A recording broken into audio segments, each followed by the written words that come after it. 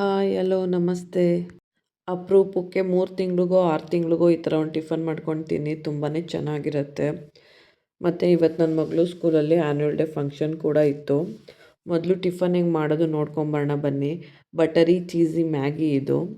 First ಹಸಿ ಬಟಾಣಿ, carrot ಮತ್ತು ಬೀನ್ಸ್ನ ಸ್ವಲ್ಪ ನೀರು ಹಾಕ್ಕೊಂಡು ತರಕಾರಿ ಬೇಯೋದಕ್ಕೆ ಎಷ್ಟು ಬೇಕೋ ಅಷ್ಟು ಉಪ್ಪು ಹಾಕ್ಕೊಂಡು 1 ಆರ್ 2 ವಿಷಲ್ ತೆಗೆಸ್ಕೋಬೇಕು.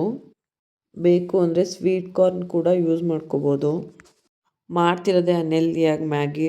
ಅದ್ರ ಜೊತೆಗೆ ಸ್ವಲ್ಪ ಜಾಸ್ತಿ ತರಕಾರಿ ಸೇರಿಸಿದ್ರೆ ಒಂದು ರೇಂಜ್ಗೆ ಓಕೆ ಅಂತ ನಾನು ಸ್ವಲ್ಪ ಜಾಸ್ತಿನೇ ತರಕಾರಿ ಎಲ್ಲ ಹಾಕ್ಕೊಂಡೆ.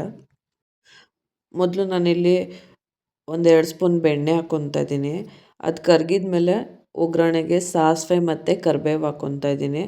ಅದು ಚಿಟಪಟ ಅಂದಮೇಲೆ ನಾನಿಲ್ಲಿ 1 ಮೆಣಸಿನ್ಕಾಯಿ ತೊಗೊಂಡಿದ್ದೀನಿ, ಮಕ್ಳಿಗೆ ಖಾರ ಆಗುತ್ತೆ ಅಂದ್ಬಿಟ್ಟು, ಮತ್ತು ಈರುಳ್ಳಿ ಟೊಮೆಟೊ ಹಾಕ್ಕೊಂಡಿದ್ದೀನಿ.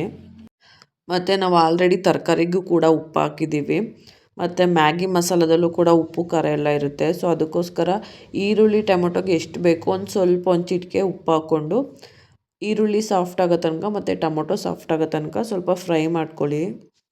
ಬೆಳಗ್ಗೆ ಹೊತ್ತು ವಾಯ್ಸ್ ಕೊಟ್ಟರೆ ವಾಯ್ಸ್ ಬೇರೆ ಥರ ಇರುತ್ತೆ. ಆ್ಯಕ್ಚುಲಿ ನನ್ನ ಮಗಳು ಸೌಂಡು ಅಂದ್ಬಿಟ್ಟು ನಾನು ರಾತ್ರಿ 10 ಮೇಲೆ ವಾಯ್ಸ್ ಕೊಡ್ತೀನಿ.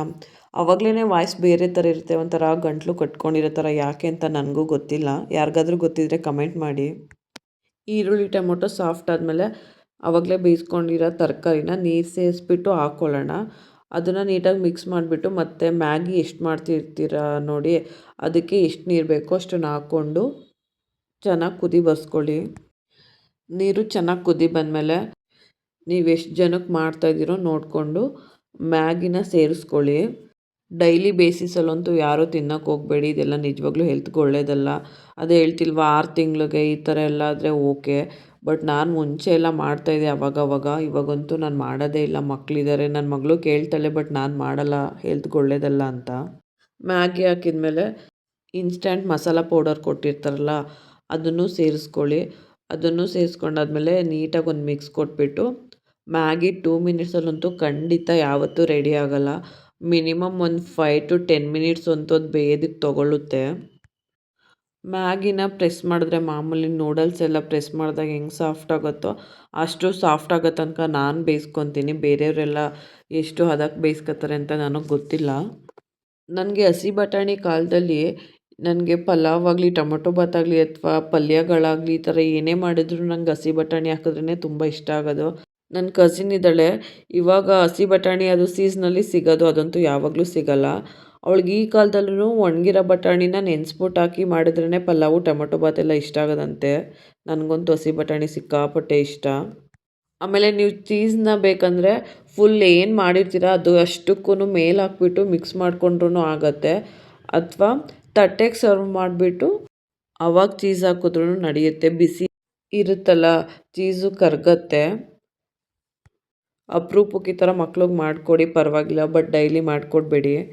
ಆಮೇಲೆ ಸಾಂಬಾರು ಮಾಡೋಣ ಅಂತ ರೆಡಿ ಮಾಡ್ತಾಯಿದ್ದೆ, ಇದ್ಕಿದ ಬೇಳೆ ಸಾಂಬಾರು. ನಾನು ಇಲ್ಲಿ ಸಾಂಬಾರು ರೆಸಿಪಿ ತೋರಿಸ್ತಾ ಇಲ್ಲ. ಒಂದೊಂದು ಸಲ ಎಮರ್ಜೆನ್ಸಿಲಿ ಏನಾಗುತ್ತೆ ಅಂದರೆ ಶುಂಠಿ ಬೆಳ್ಳುಳ್ಳಿ ಪೇಸ್ಟ್ ಇದನ್ನೆಲ್ಲ ಸಪ್ರೇಟಾಗಿ ಮಾಡ್ಕೊಳಕ್ಕಾಗಲ್ಲ ನೋಡಿ. ಅವಾಗ ಏನು ಮಾಡ್ತೀರಾ ಅಂದರೆ ಮಾಮೂಲಿ ಸಾಸಿವೆ ಕರಿಬೇವು ಒಗ್ಗರಣೆ ಹಾಕಿದ್ಮೇಲೆ ಮಸಾಲೆ ಏನು ರುಬ್ಬಿರ್ತೀರಲ್ಲ ಅದನ್ನೇ ಒಂದು ಅರ್ಧ ಸ್ಪೂನ್ ಹಾಕ್ಬಿಟ್ಟು ಆಮೇಲೆ ಕಾಳುಗಳನ್ನ ಸೇರಿಸ್ಕೊಳ್ಳಿ. ನಿಜವಾಗ್ಲೂ ಟೇಸ್ಟು ಬೇರೆ ಥರನೇ ಇರುತ್ತೆ. ಒಂದು ಸಲ ಟ್ರೈ ಮಾಡಿ ನೋಡಿ. ನಾನು ಇಲ್ಲಿ ಆ್ಯನ್ಯುವಲ್ ಡೇಗೆ ಹೋಗೋಣ ಅಂತ ರೆಡಿ ಆಗ್ತಾಯಿದ್ದೆ. ಬಟ್ ನಾನು ಈ ಥರ ವೀಡಿಯೋಸ್ ಎಲ್ಲ ಅಪರೂಪ ಮಾಡೋದು. ಬಟ್ ನಮ್ಮದು ಒಂದು ಇರಲಿ ಅಂತ ಮಾಡ್ಕೊತಾ ಇದ್ದೀನಿ. ನಾನಿಲ್ಲಿ ಡರ್ಮಾಕೋ ಅವ್ರದ್ದು ಸಿರಮ್ ಯೂಸ್ ಮಾಡ್ತಾಯಿದ್ದೀನಿ. ತುಂಬಾ ಚೆನ್ನಾಗಿದೆ. ನಾನಂತೂ 1 ಇಯರಿಂದ ಯೂಸ್ ಮಾಡ್ತಾಯಿದ್ದೀನಿ ಈ ಸಿರಮ್ನ. ನನಗಂತೂ ತುಂಬಾ ಇಷ್ಟ ಆಯಿತು. ಅದಾದಮೇಲೆ ಡಾಟ್ ಆ್ಯಂಡ್ ಕಿ ಅವ್ರದ್ದು ಮಾಯ್ಶ್ಚರೈಸರ್ ಯೂಸ್ ಮಾಡ್ತಾಯಿದ್ದೀನಿ. ಅದು ಅಷ್ಟೇ ತುಂಬಾ ಚೆನ್ನಾಗಿದೆ. ಆಯಿಲಿ ಸ್ಟಿಕ್ಕಿ ಆ ಥರ ಏನೂ ಅನಿಸಲ್ಲ. ಆಮೇಲೆ ಸನ್ಸ್ಕ್ರೀನ್ ಯೂಸ್ ಮಾಡ್ತಾಯಿದ್ದೀನಿ.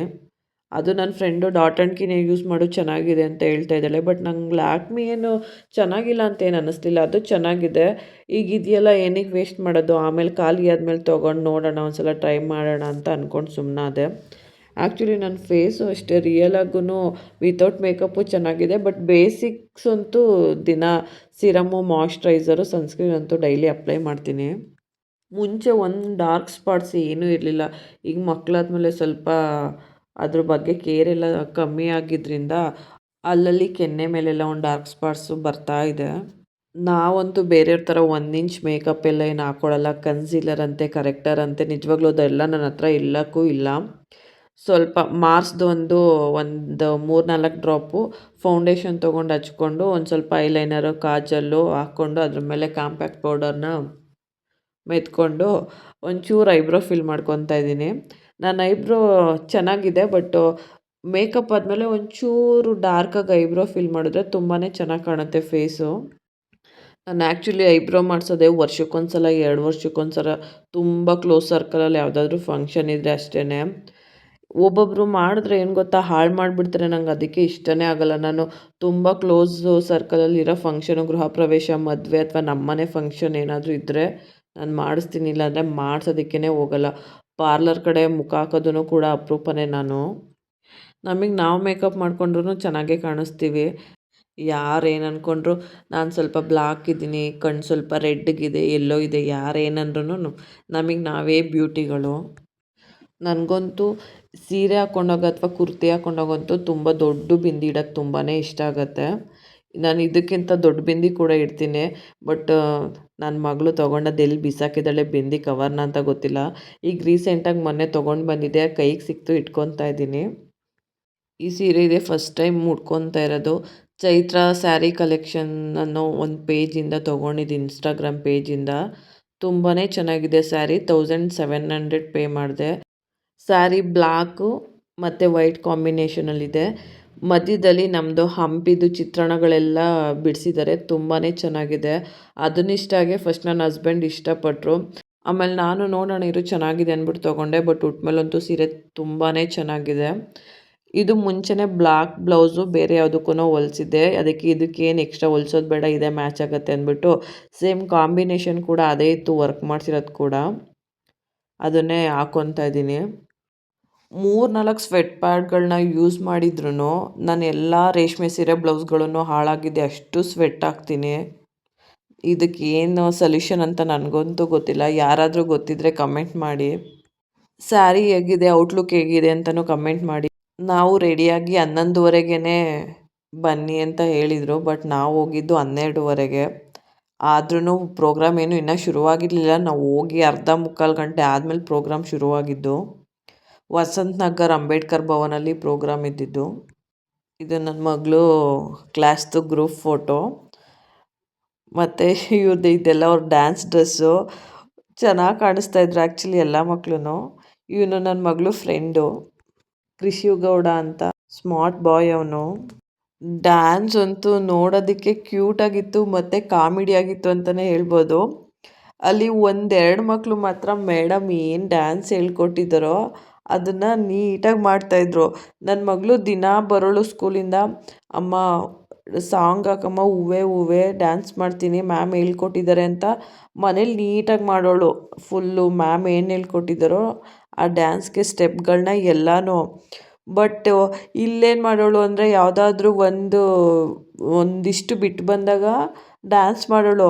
ಬೇರೆ ಟೈಮಲ್ಲೆಲ್ಲ ಬ್ಯಾಕ್ಗ್ರೌಂಡಲ್ಲಿ ಪಿಕ್ಚರ್ಸ್ ಹಾಕ್ತಾಯಿದ್ರಲ್ಲ, ಆ ಸಾಂಗ್ ರಿಲೇಟೆಡ್ಡು, ಅದನ್ನ ನೋಡ್ಕೊಂಡು ಸುಮ್ಮನೆ ನಿಂತ್ಕೊಳ್ಳೋಳು. ಅದೇನು ಜನಗಳನ್ನೆಲ್ಲ ನೋಡಿ ಸ್ವಲ್ಪ ಆ ಥರ ನರ್ವಸ್ ಆಗಿದ್ಲೋ ಅಥವಾ ಅಷ್ಟೊಂದು ಜನ ಅಕ್ಕಪಕ್ಕದಲ್ಲಿ ಹುಡುಗಿರೆಲ್ಲ ಇದ್ರಲ್ಲ, ಯಾರು ಯಾವ ಥರ ಏರ್ ಬ್ಯಾಂಡ್ ಹಾಕಿದ್ದಾರೆ, ಹಿಂದೆ ಏನು ಡಿಸ್ಪ್ಲೇ ಪಿಕ್ಚರ್ಸ್ ಬರ್ತಾಯಿದೆ, ಮತ್ತು ಫ್ರೆಂಡ್ಸ್ ಎಲ್ಲ ಹೆಂಗೆ ಡ್ಯಾನ್ಸ್ ಮಾಡ್ತಾಯಿದ್ದಾರೆ, ಇದನ್ನ ನೋಡೋದ್ರಲ್ಲಿ ಕಳೆದೋಗ್ಬಿಟ್ಟಿದ್ಲೋ ಗೊತ್ತಿಲ್ಲ. ಬಟ್ ಚಿಕ್ಕ ಮಕ್ಕಳು ಏನು ಮಾಡಿದ್ರೂ ಚೆನ್ನಾಗಿರತ್ತೆ. ಅವ್ರಿಗಿನ್ನ ಅದೆಲ್ಲ ಸೀರಿಯಸ್ನೆಸ್ ಗೊತ್ತಿಲ್ಲ. ಅವರು ಅವ್ರದ್ದೇ ಪ್ರಪಂಚದಲ್ಲಿ, ಲೋಕದಲ್ಲಿ ಇರ್ತಾರೆ. ಇನ್ನು 2-3 ಇಯರ್ಸ್ ಆದ್ರೇ ಅವ್ರಿಗೇ ಇದು ನನ್ನದು ಡ್ಯಾನ್ಸ್, ಇವಾಗ ನಾನು ಡ್ಯಾನ್ಸ್ ಮಾಡಬೇಕು ಅಥವಾ ಇವಾಗ ನನ್ನ ಟೈಮು ನಾನು ಪರ್ಫಾರ್ಮ್ ಮಾಡಬೇಕು ಅನ್ನೋದೆಲ್ಲ ಮೆಚುರಿಟಿ ಬರುತ್ತೆ. ಇವಾಗ ನಾವೇನು ಅವ್ರಿಗೆ ಹೇಳೋಕ್ಕಾಗಲ್ಲ. ಹೇಳಿದ್ರೂ ಅವ್ರಿಗೆ ಅರ್ಥ ಆಗಲ್ಲ. ಈ ಥರ ಎಲ್ಲ ಮಾಡಬೇಕು ಬಿಡಬೇಕು ಅನ್ನೋದು ಇನ್ನೂ ತುಂಬಾ ಚಿಕ್ಕ ವಯಸ್ಸು. ಈವನ್ ನಾವು ಅಂದರೆ ಇವಾಗ ಎಲ್ಲರೂ ಆಗ್ತಿದ್ದಾರೆ ಪ್ರೀ ನರ್ಸರಿ, ನರ್ಸರಿಗೆ ಅಂತ ನಾವೂ ಸೇರಿಸ್ತೀವಿ ಮಕ್ಕಳಿಗೆ. ಬಟ್ ನಾವು ಹೋಗ್ತಿದ್ದು ಫಸ್ಟ್ ಸ್ಟ್ಯಾಂಡರ್ಡ್ಗೆ ಸ್ಕೂಲ್ಗೆ, 1ನೇ ಕ್ಲಾಸ್ಗೆ. ಅದನ್ನು ಆವಾಗಲೇ ಹತ್ಕೊಂಡು ಕರ್ಕೊಂಡು ಹೋಗೋವು ಸ್ಕೂಲ್ಗಳಿಗೆ. ಆದರೂ ಪಾಪ ಇಷ್ಟು ಚಿಕ್ಕ ಮಕ್ಳಿಗೆ ಹೇಳ್ಕೊಡ್ಬೇಕು ಮತ್ತು ಅವ್ರನ್ನೆಲ್ಲ ನಿಲ್ಲಿಸ್ಬೇಕು, ಕಂಟ್ರೋಲ್ ಮಾಡಬೇಕು ಅಂದರೆ ಒಂದು ದೊಡ್ಡ ಟಾಸ್ಕೇ ಅದಂತೂ. ಡ್ಯಾನ್ಸ್ ಎಲ್ಲ ಆದಮೇಲೆ ಅವ್ರ ಕ್ಲಾಸ್ದು ಒಂದು ಗ್ರೂಪ್ ಫೋಟೋ ತೊಗೊಂಡ್ರು. ಯಾರು ವೀಡಿಯೋ ಫೋಟೋಸ್ ಎಲ್ಲ ತೊಗೋಬೇಡಿ, ನಾವೇ ಶೇರ್ ಮಾಡ್ತೀವಿ ಅಂತ ಹೇಳಿದರು. ಬಟ್ ನಾವು ಪೇರೆಂಟ್ಸ್ ಕೇಳಬೇಕಾ, ನಮ್ಮ ಮಕ್ಕಳು ಬಂದಾಗ ಜೋಶ್ಗೆ ಎಲ್ಲ ಪೇರೆಂಟ್ಸೂ ವಿಡಿಯೋ ಫೋಟೋಸ್ ಎಲ್ಲ ತೊಗೊತಾ ಇದ್ರು. ಅದಂತೂ ಸಹಜ ಅಲ್ವಾ, ಅವ್ರವ್ರ ಮಕ್ಕಳು ಬಂದಾಗ ನಾವೊಂದು ವಿಡಿಯೋ ತೊಗೊಳ್ಳೋಣ ಮೆಮೊರಿಗಿರುತ್ತೆ ಅಂತ ಅನಿಸತ್ತೆ. ಈ ಎಲ್ಲ ಪ್ರೋಗ್ರಾಮು ಆದಮೇಲೆ ಅವ್ರವ್ರ ಕ್ಲಾಸ್ ಟೀಚರ್ಸ್ಗಳು ಮಕ್ಳ ಜೊತೆ ಡ್ಯಾನ್ಸ್ ಮಾಡ್ತಾಯಿದ್ರು. ಈ ಎಲ್ಲದಕ್ಕಿಂತ ಈ ಕೊನೆಯದು ಮಾತ್ರ ಸಿಕ್ಕಾಪಟ್ಟೆ ಇಷ್ಟ ಆಯಿತು.